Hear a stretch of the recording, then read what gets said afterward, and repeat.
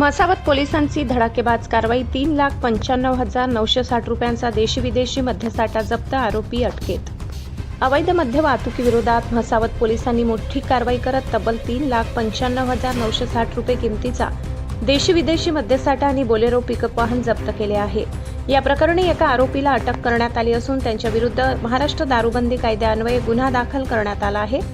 मिळालेल्या माहितीनुसार दिनांक 3 जून रोजी रात्री 10 वाजेच्या सुमारास म्हसावत गावातील शहादा धडगाव मार्गावरील चिखली फाटा येथे पोलिसांना मिळालेल्या गुप्त माहितीनुसार नाकाबंदी करण्यात आली होती.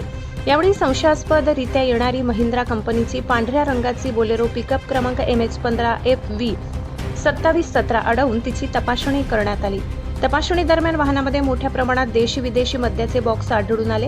यामध्ये टँगो पंच कंपनीच्या देशी दारूचे 14 बॉक्स, लंडन पिल्सनर प्रीमियम बियरचे 6 बॉक्स, कॅनन 1000 सुपर स्ट्रॉंग बियरचे 3 बॉक्स, किंगफिशर प्रीमियम बियरचे 2 बॉक्स तसेच किंगफिशर स्ट्रॉंग बियरचे 2 बॉक्स असा विविध प्रकारचा मद्यसाठा जप्त करण्यात आला.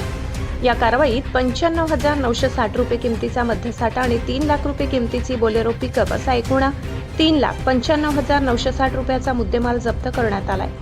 या प्रकरणी संजय जिऱ्या पावरा वय 42 राहणार टेंभुर्णी तालुका धडगाव जिल्हा नंदुरबार यास ताब्यात घेण्यात आले.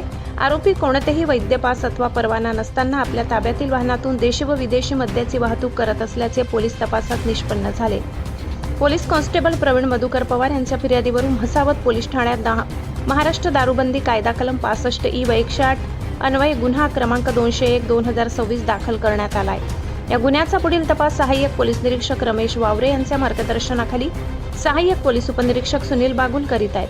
ही कारवाई सहाय्यक पोलीस निरीक्षक रमेश वावरे, पोलीस उपनिरीक्षक Jitendra Patil, police head constable Dadabhai Sable, police Naik Ajay Pawar, police constable Pravin Pawar, Mukesh Rathod, Rakesh Pawara, Umesh Pawara, Deepak Patil आणि महिला पोलीस कॉन्स्टेबल पल्लवी चव्हाण यांच्या पथकाने यशस्वीरित्या पार पडली.